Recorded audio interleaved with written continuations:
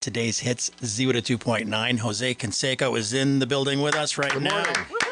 And you're loaded for bear. You're not happy about the turkeys in our front yard already. Hey, listen, I walked in here, I got attacked by a giant turkey. Yeah. I swear it's too early for that. I'm going to kick that thing in the head. Yeah. What is it out here? I mean, they told me it was a twilight zone. It's kind of weird. It's kind of like a nature preserve. We've got deer walking by. I know I was going to be in Africa. Where are the lions and the bears and the elephants? Well, there is something going on with him because one of them is like, he's got his big feathers up and he's looking for trouble. So I don't know. I don't like his chances against him. He was mad at my car this morning. Was he? Yeah, I don't know What'd why. you do? Nothing. Are you the one that stirred him up? He stirred up this morning. Well, that turkey's not a baseball fan. I can tell you that much. Well, Damn we are, hater. and it's good to meet you. How Thank are you. you? Tired. It's early. What time is it now? Let me look at the clock. Quarter till 8. 7:41. What do you guys do here so early besides this? Oh, my God. This is what we do. This is what Wow. And you came in from what, Vegas? Las Vegas. Yeah. Late last night. Yeah. Quick turnaround. I got a few hours sleep. I'm good. So you're in town tonight. You're going to be jacking a few homers before the game. Are you actually getting in there and playing? Or are you going to be just kind of like hosting? I wish I could play. Hey, I just played a couple independent baseball games last week with the Sonoma Stompers. Hit a home run there. So I was gonna say, I wish I can get here and play, but there's only softball. It's a home run competition. You're Yeah. playing in Softball. Pittsburgh next week, right? I'm playing 3 games there, and I hope to hit a couple more home runs. These young kids just don't learn their lesson. They throw down the middle. It's going to go a long way. They don't get it. They're not going to put you on base. No. Is that Yeah, what the they do? Pittsburgh Diamonds is an independent league, and you're Yes. going to play 3 games for them next week, it says. Right. We're playing 3 games and probably just be DH, and maybe I might pitch a little bit. Maybe play some first base. Fun. We'll see how I feel. Fun. I would think that those guys would want to get a chance to try to say, I struck out Jose Canseco. Well, And yeah. what they might get instead Yeah, is 51-year-old Jose Canseco, Yeah. they caught me in my prime, it'd be a whole different story. It's a lot of fun. I mean, the kids there are very young. They're anywhere from 19 to 25 years old, so I'm going to be 51 now in a few weeks. But it brings back a whole lot of memories. It's a whole lot of fun, and the guys are great. and I think I know the answer to this question, but why you do it? My addiction is baseball. People have other type of addictions, and I love to play the game. It keeps me young. And gives me a reason to exercise and stay in shape. And, I don't go out there to embarrass myself or embarrass the game of baseball. I actually think I do a pretty good job and hit the ball extremely hard. And the fans love to see you. Fans love it. And we also do, before the game even starts, a home run competition. So they get to see a glimpse of what Jose Canseco used to be. I can still hit a baseball pretty darn far.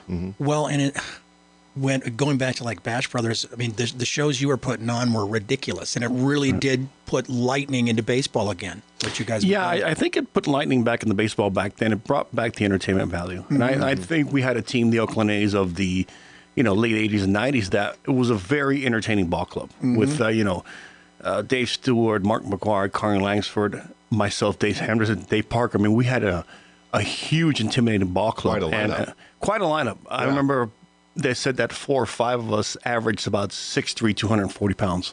So back then we had a football team. yeah, no you kidding. did. It was a big football The team. thing I don't get, and I'm not an athlete, but the thing I never understand at that level is when the pitcher knows exactly what you're going to do and you know exactly what the pitcher is going to do, and there you both are, and it still happens. That's not easy. Well, it's not easy for the opposing pitcher, and I think a lot of games we won because we intimidated other ball clubs so much and other pitchers so much. And I remember the opposing pitchers, that day they were going to pitch, they'd come out and watch us take batting practice. And I thought that was the worst thing they could possibly do, watching us big guys destroy baseballs over 500 feet in batting practice. And we were extremely intimidating. But, as a hitter and facing these pitchers, it's just a chess match. Yeah. Basically, they would have to hit their spots or we'd hit some long home runs off of them. Well, you get around these young kids now, and like, for example, you'll be at the Veterans Memorial Stadium tonight, and it's a facility we're really proud of. Minor leagues, as you see them now, have to be so different from when you came up. What do you see as the differences, and what do you tell these young guys who are trying to dream the dream you had? God, when I first came up, dinosaurs were still roaming the earth. So it was such a long time ago. I think it's the same thing. I think you've got to work extremely hard.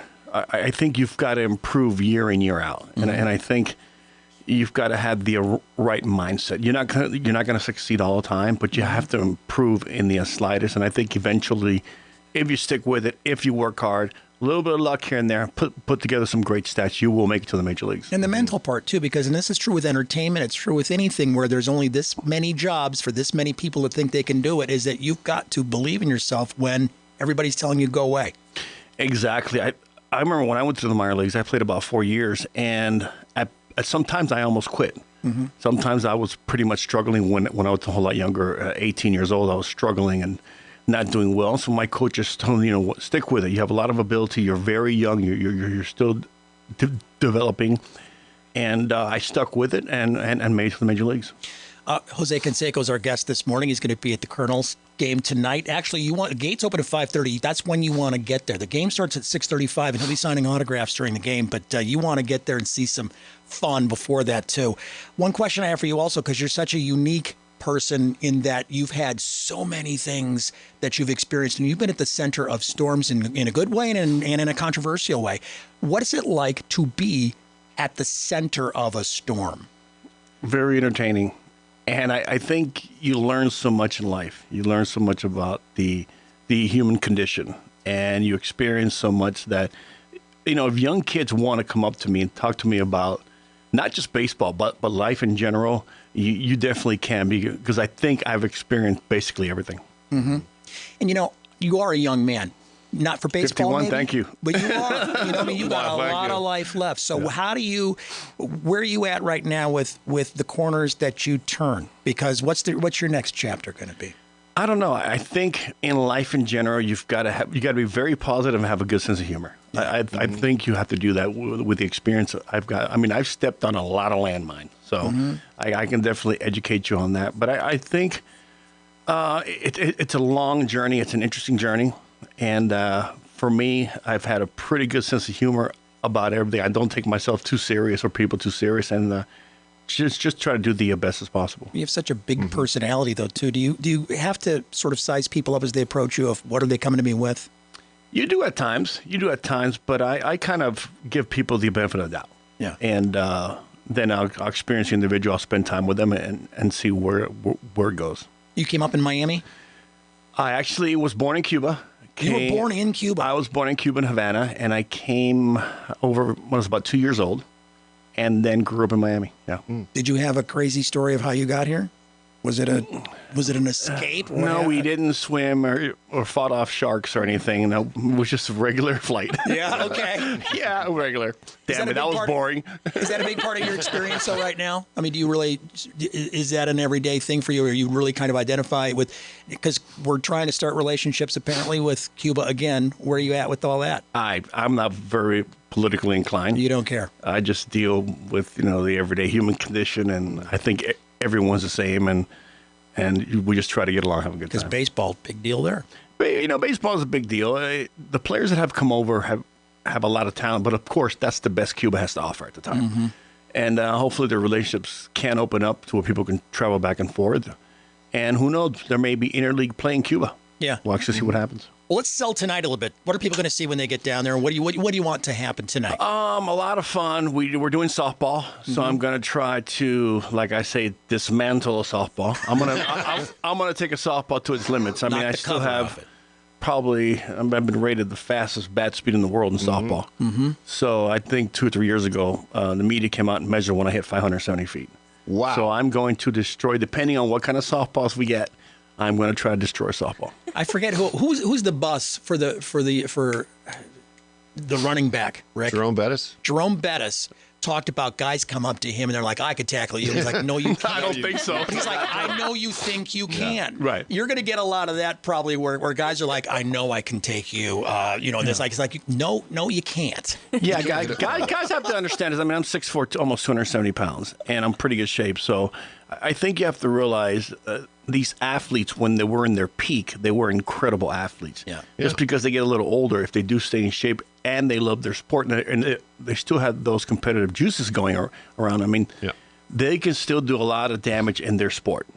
By the way, you're not in pretty good shape. You're in what I would describe as intimidating. Thank you. Appreciate Seriously, you walk into a room, it's kind of like, hello, you could hurt me. Yeah. So hopefully I put on a good show. It's all about the entertainment value. Yeah. My job is staying on your good side. That's what I intend to do. Be there, cheer for me. Hey, hit the ball far. Jose, great to meet you. What Great, a thank you, what a guys. life you've got going. And it's still going, I hope. Looking forward to your next chapter. We'll see. We'll keep following you, all By right? the way, can I get that turkey outside? No, you may not. Wait, let me ask you. I have a question for you. Is that Yes. like a free-range turkey? Yeah, there's walking around. Yeah, so lots anybody can just shoot it and eat it? No. okay, no, damn it. No. Someone owns it? Nobody Are they owns protected it. by the They state? are. They are protected. Oh, they are? Look, Thanksgiving's So in I can't kick him in November. the head on the way out? No. Thanksgiving is in November. Okay, so that's when it's open to kill turkeys. No. Never? What kind of place is this? We'll talk off the air about So he this. can kill me, but I can't kill him. No, he can annoy you, and you But I can can't annoy him. So I can't kick him. He's There one will of be- those guys that's not going to be able to take you. Yes. There's no way. No. So what do I say to him when he comes up to me? I can't touch you, do what you want? No, you put your hands back behind you and go gobble, gobble. That's it? And I have a feeling And you'll be he's back going to to be the wearing a woods. size 14. Jose Canseco, great to Thank meet you you, man. guys.